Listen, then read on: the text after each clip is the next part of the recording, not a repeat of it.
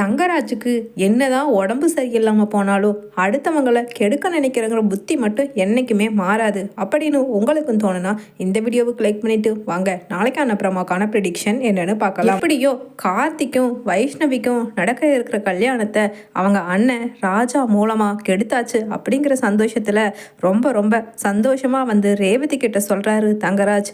ரேவதி இன்னைக்கு ஒரு குட்டி பவுலில் எனக்காக கேசரி கலர் எடுத்து வச்சிரு அப்படின்னு சொல்கிறாரு. உடனே தங்கராஜோட அம்மாவும், அட என்னடா ஒரு நாளைக்கு 9 நடை நீயே பிளட் சுகரு அது இதுன்னு டெஸ்ட் பண்ணிக்கிட்டு கிடக்க, இந்த சமயத்தில் உனக்கு எப்படிடா கேசரி சாப்பிட்டா உடம்புக்கு ஒத்துக்குமா அப்படின்னு கேட்குறாங்க. இல்லைம்மா இன்னைக்கு ஒரே ஒரு நாள் மட்டும், ஏன்னா அவ்வளோ ஒரு சந்தோஷத்தில் இருக்கம்மா அப்படின்னு சொல்ல, என்னடா அப்படி சந்தோஷம் அப்படின்னு கேட்குறாங்க. அதெல்லாம் அப்படிதாம்மா, அதெல்லாம் உங்ககிட்ட சொன்னால் புரியாது, அவ்வளோ ஒரு சந்தோஷம் அப்படின்னு சொல்ல, உடனே ரேவதியும் சரிங்க நான் செஞ்சாரேன் அப்படின்னு கிச்சனுக்கு போகிறாங்க. அந்த சமயம் பார்த்துட்டு வெளியில் வந்து நின்றுட்டு சத்தம் போடுறாரு தங்கராஜ். தங்கராஜ் வெளியில் வாயா ஒரு நிமிஷம் அப்படின்னு சொல்லிட்டு ஒரு சத்தம் கேட்குது. என்ன அண்ணன் பாக்யராஜ் குரல் மாதிரி கேட்குது. இவரை பேர் சொல்லியெல்லாம் அண்ணன் கூப்பிடாதே, அதுவும் ரொம்ப கோபமாக சத்தம் போட்ட மாதிரியெல்லாம் இருந்துச்சு அப்படின்னு அங்கே கேசரி செஞ்சுக்கிட்டு இருந்த ரேவதியும் வெளியில் வர்றாங்க. அதே சமயம் ஹாலில் கால் மேலே கால் போட்டு தங்கராஜ், என்ன யார் சத்தம் போடுறாங்க ரேவதி அப்படின்னு கேட்குறாரு. இருங்க பார்க்குறேன் அப்படின்னு வெளியில் போய், அண்ணா என்னண்ணா ஏன் இப்படி வீட்டுக்கு முன்னாடி வந்து பெரிய சத்தமாக போடுறேன் அண்ணி என்னாச்சு அண்ணி அப்படின்னு மலரையும் கேட்குறாங்க. அங்கே தங்கராஜ் வீட்டுக்கு வந்து சத்தம் போட்டுக்கிட்டு இருக்க பாக்யராஜையும் கேட்குறாங்க. அப்போ பாக்யராஜ் சொல்கிறாரு, உன் புருஷன் என்ன வேலை செஞ்சு வச்சிருக்காரு தெரியுமா ரேவதி அப்படின்னு சொல்லிட்டு சொல்ல, உடனே ரேவதியும் தெரியலண்ணா இப்போ தான் ஏதோ கேசரி கலரு நான் ரொம்ப சந்தோஷமாக இருக்கேன்னு சொன்னார், ஆனால் என்ன வேலை செஞ்சுருப்பாருங்கிறது எனக்கு யூகிக்க முடியலண்ணா, என்ன பண்ணாரு அப்படின்னு ரேவதியும் கேட்குறாங்க. பாக்யராஜ் அங்கே ரொம்ப சத்தம் போட்டு, முதல்ல அந்த ஆளை வெளியில் வர சொல்லு ரேவதி, இன்னைக்கு நான் அடிக்காமல் விட போகிறது கிடையாது அப்படின்னு சொல்ல, உடனே அங்கே வீட்டில் இருக்கிற ராஜலட்சுமியும் ராகவனும், டேய் சுரேஷ் மாப்பிள்ளை வீட்டு வரைக்கும் எங்களை கூட்டிகிட்டு போடா, உங்கள் அண்ணன் பாக்யராஜ் உன் மாப்பிள்ளைய சும்மா விடமாட்டேன் இன்னைக்குன்னு சொல்லி 2 பேருமே கோபப்பட்டுட்டு மாப்பிள்ளை வீட்டுக்கு போனாங்க.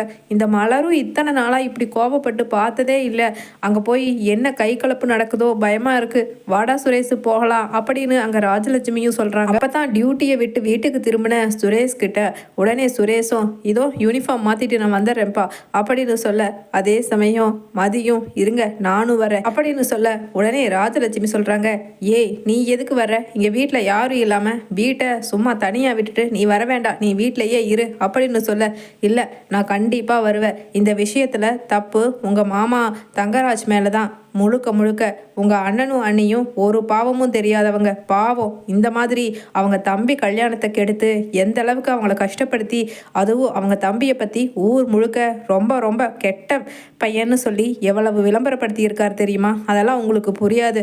இன்னைக்கு மலர் அக்காவுக்கே இங்கே வந்ததுக்கப்புறம் தான் தெரிஞ்சிச்சு என்னென்ன பண்ணி இருக்காருங்கிறது.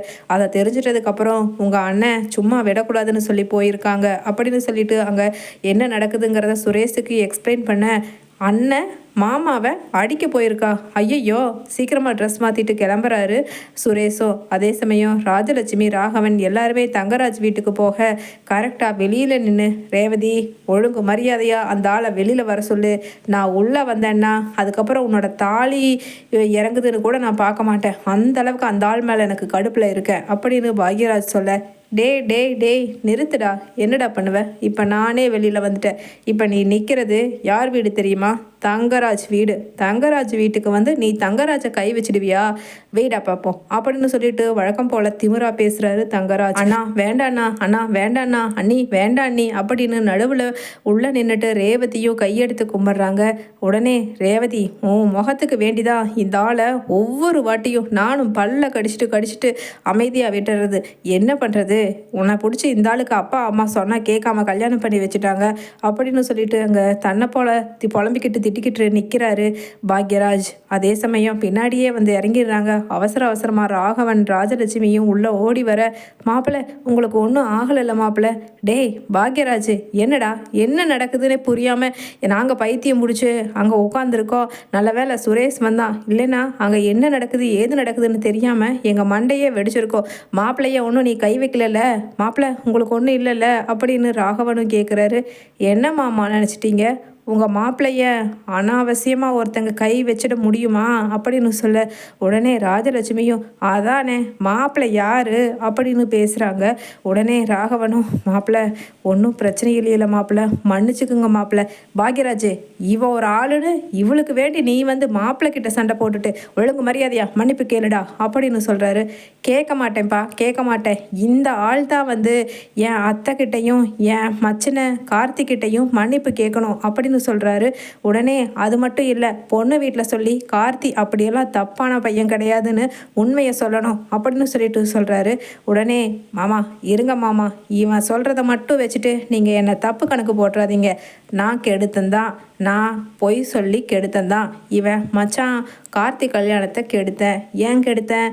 என்கிட்ட கை நீட்டி சம்பளம் வாங்குற அந்த ராஜாவோட தங்கச்சியை நம்ம சொந்தக்காரராக்குனா எனக்கு என்ன மாமா மரியாதை இருக்கும், அதனால தான் கெடுத்தேன் அப்படின்னு சொல்ல உடனே ராஜலட்சுமியும் அதானே மாப்பிள்ளை சொல்கிறது கரெக்டு தானே, பின்ன இவளைத்தான் வேற வழி இல்லாமல் நீ விருப்பப்பட்டு கல்யாணம் பண்ணிட்டு வந்துட்டேன்னா அதுக்கு வேண்டி இவளும் அதே கேட்டகரி தானே, கை நீட்டி சம்பளம் வாங்குற ஒரு கூலிக்காரன் பொண்ணு தானே இவளும் அப்படின்னு சொல்லிட்டு அங்கே ராஜலட்சுமி பேச உடனே மதி ஸ்டாப் தி நான்சென்ஸ் டாக். அவங்க உங்ககிட்ட ஏதாவது இல்லைன்னு சொன்னாங்களா? இல்லை நாங்கள் வசதி இல்லாதவங்க எனக்கு பொண்ணு பார்த்து கல்யாணம் பண்ணி வைங்கன்னு வந்து கேட்டாங்களா? அவங்களா பார்த்து தானே அவங்களோட ஸ்டேட்டஸ்க்கு ஈக்குவலான பொண்ணை பார்த்து கல்யாணம் பண்ணியிருந்தாங்க. அதனால் இவருக்கு என்னவா வலிக்குது அப்படின்னு மதி கேட்குறாங்க. இல்லை இவ நல்ல மாப்பிள்ளை வேணும்னு சொல்லி பாக்யராஜ பேங்க் வேலைக்கு போகிறவனை வளைச்சு போட்டு கல்யாணம் பண்ணால, அதனால தான் இந்த தங்கராஜுக்கு சொந்தக்காரியா இவனால் ஆக முடிஞ்சிச்சு. நேர்மையா ஏன் அத்தை, ஏன் மாமா நீங்கள் சொல்லுங்கள், நீங்கள் பார்த்து பாக்யராஜுக்கு ஒரு பொண்ணை பார்த்து கல்யாணம் பண்ணியிருந்தா இப்படி வசதி கம்மியான பொண்ணை பார்த்து கல்யாணம் பண்ணியிருப்பீங்களா அப்படின்னு மலரை காமிக்கிறாரு. இல்லை மாப்பிள்ளை இல்லை, இவளை கல்யாணம் பண்ணிட்டு வந்ததே எங்களுக்கு பிடிக்கல. என்னமோ வீட்டு வேலைங்களை எல்லாம் நல்லா செய்கிறான்னு சொல்லிட்டு தானே நாங்களும் சரி போனா போகுதுன்னு மருமகன்னு 4 பேத்துக்கு முன்னாடி மெச்சிக்கிறோம்.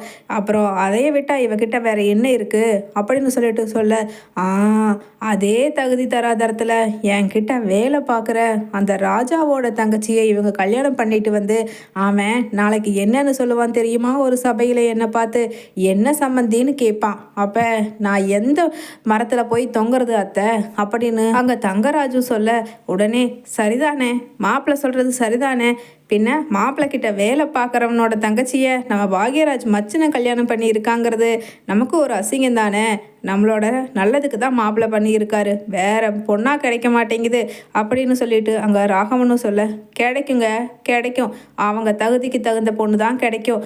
ஆனால் அது நம்ம சொந்த பந்தத்துக்குள்ள ஏதாவது தெரிஞ்சவங்களா இல்லாமல் இருந்துட்டா அப்படியே 10ஓட 11 போகுது கழுதுன்னு விட்டுறலாம். இப்போ பாருங்க மாப்பிள்ளை கிட்ட வேலை பார்க்குறவனுக்கு நம்மளை கண்டா எவ்வளவு இலக்காரமாயிக்கும், மாப்பிள்ளைக்கு அது எவ்வளவு அவமானமாயிருக்கும். என்னமோ போனால் போகுதுன்னு நம்ம புள்ள ரேவதியை இவ்வளவு பெரிய இடத்துல இருந்து கல்யாணம் பண்ணி சந்தோஷமாக வச்சிருக்காரு மாப்பிள்ளை. அதையும் பாக்யராஜ் உன் மாமனார் வீட்டுக்காக நீ கெடுத்துக்காத அப்படின்னு சொல்லிட்டு அங்கே ராகவனும் எச்சரிக்கை. அப்பா என்னப்பா பேசுகிறீங்க, கார்த்தி கல்யாணம் பண்ணுற பொண்ணுக்கும் நம்ம ரேவதியோட வாழ்க்கைக்கும் என்ன சம்மந்தம்ப்பா அப்படின்னு கேட்குறாரு. உடனே மதி சொல்கிறாங்க புரியாமல் பேசுகிற மாதிரி நடிக்கிறாங்க இவங்க.